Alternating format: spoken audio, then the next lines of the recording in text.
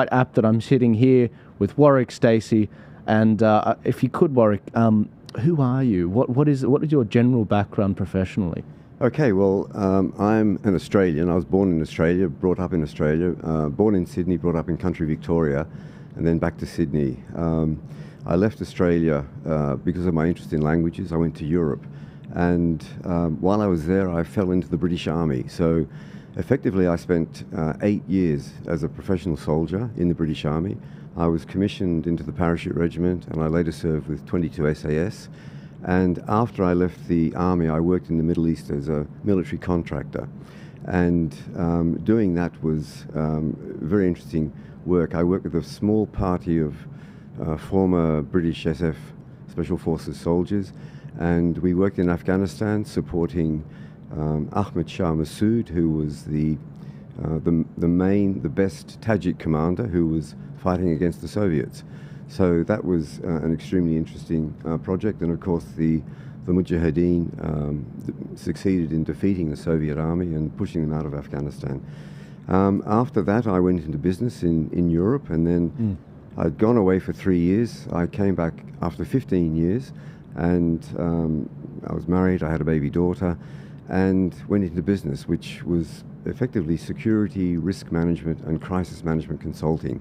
I had my own small business. It survived despite the 17.5% interest rates that Keating gave us with the recession we had to have.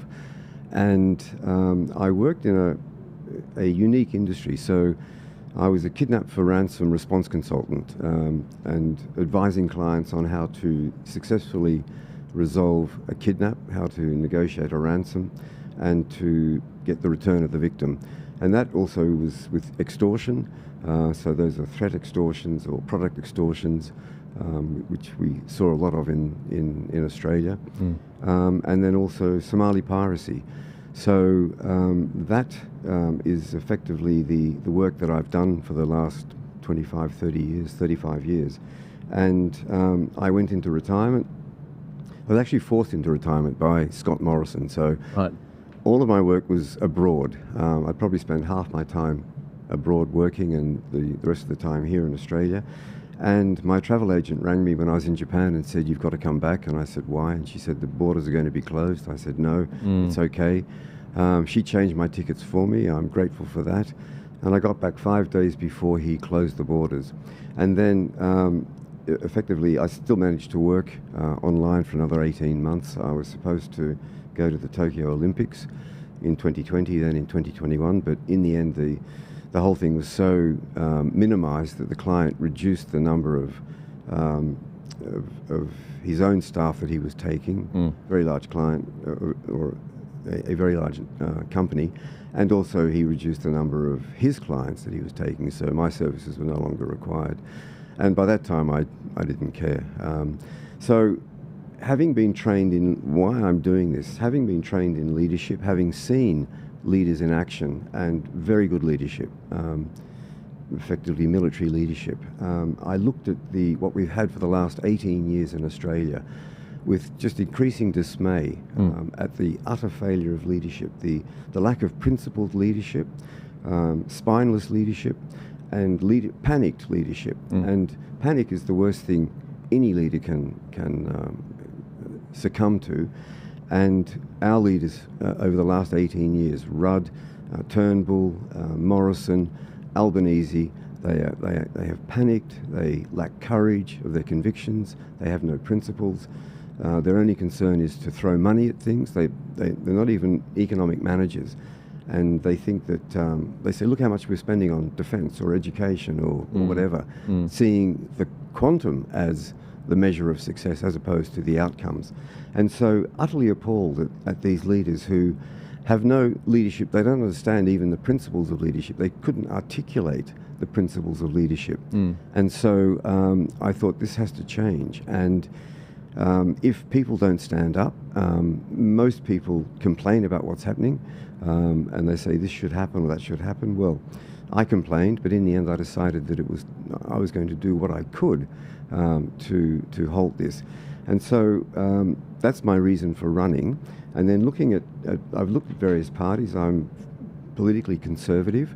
I stopped supporting the Liberal coalition or the coalition government in 2015, with 2016 with Turnbull's disloyal defenestration of Tony Abbott. And of course, that's what we've seen for the last 18 years, just a revolving door of prime ministers who feel they have an entitlement to be prime minister. They stab the incumbent in the back, and in turn they're often, well, certainly Rudd was, and Gillard and Turnbull suffered that. And just weak leadership. Cowardly leadership. I want a leader that I can look up to. I want an effective leader. I want a leader who has principles and who stands by those principles. And so, looking at the various political parties, I'd washed my hands of the coalition, and then I looked at UAP and thought, no, this is not going to work. And I don't know why it took me so long to come to One Nation. But Pauline Hanson, I think, is absolutely admirable as a leader. She does personify the leadership principles that I was taught in military academy at Sandhurst, and that should be practiced by leaders. And at least she intuitively understands those, and she practices those. So I see a strong leader. I see a leader who has principles. I see a leader who has courage. I mean, what she's gone through over the last 30 years, most people would walk away from, but she gets scratched, she gets covered in mud, she washes it off, she stands back up, she puts a band-aid on, and she keeps going. And she does that for Australia and for Australians. So I admire that, and that's effectively why I'm running and why I am running for One Nation. Warwick, you've intrigued me. You've absolutely intrigued me. I don't know why I didn't notice this before when you walked in, but what school did you go to? Here in Australia? In Australia, yeah. Well, I was initially sent to Sydney Grammar School by my parents. I failed. I squandered my father's hard-earned money. I failed my HSC. I ended up getting my HSC, actually as a private student, but I went to Ultimo Tech, as it was then, opposite Central Railway Station.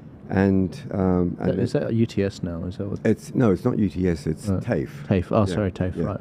It's TAFE, and but again, I was a very disaffected and immature, and dare I say, irresponsible student. So I was in and out of school, in and out of university, and I really, I say unashamedly that everything I am today, everything I have, I owe to the British Army. I'd wanted to join the Australian Army. It never occurred to me that I would ever go into the British Army. And it was purely circumstances, the fact that I was in Europe at the time, that I was just starting to, I guess, grow up a little bit and wondering where my life was going. And by chance, and I think it's the best thing I ever did. Was that, did you say SAS with I was British? Yes, in the British SAS. Steve, I don't think you understand who is sitting in front of us. This gentleman, because I've been, since I've finally taken a breather and sat down and actually assessed you and top to bottom, I've been listening to you. I'm like, I know this guy. Because I've come across a lot of people in the British military, and please take this as a compliment. So not to talk about myself too much, there is a reason why there's swords behind me. So I was in... I see the... Yeah. Yeah, I mean, you noticed, that was the first thing you noticed basically when you came in. You mentioned it. Because I didn't know about your military background. So no, I was in, this isn't military, but it was the cadet corps at the King's School. And I was a cadet under officer at King's. It's the oldest and largest today cadet corps in Australia. And we were surrounded by a lot of people that, some of which did both SAS UK and Australia. They'd done both. And also just a lot of people that had rank in the military. And since you've come in, I've just been looking at how you've held yourself, and I've realised, hang on, Joel, you are dealing with a guy that pays attention to... First off, you've brought in a pencil. No one brings in a pencil here. Second off, you're the only guest that's asked me, am I dressing up? Most people, they come in, they say, if I knew you were wearing a tie. I'm like, hang on a sec. It reminded me of school for a second with the very high standards. Third off, you're immaculately put together, like in terms of the way you've put yourself together with everything. And your watch is on the inside, like that. And I'm like, this guy he understands time, arrived right on time, didn't ask for an extension. And you've just picked up on a few things that I've just been like, hang on a sec, this guy is on point. And so I'm thoroughly impressed by your introduction. I didn't know any much, and this is why we do these shows, so we can get to know the person in front of us. And I think that it's a shame the mainstream media doesn't do more of these sorts of things. But that's why podcasts are exploding, and that's why this show gets 1.1 million views a week, which is really good.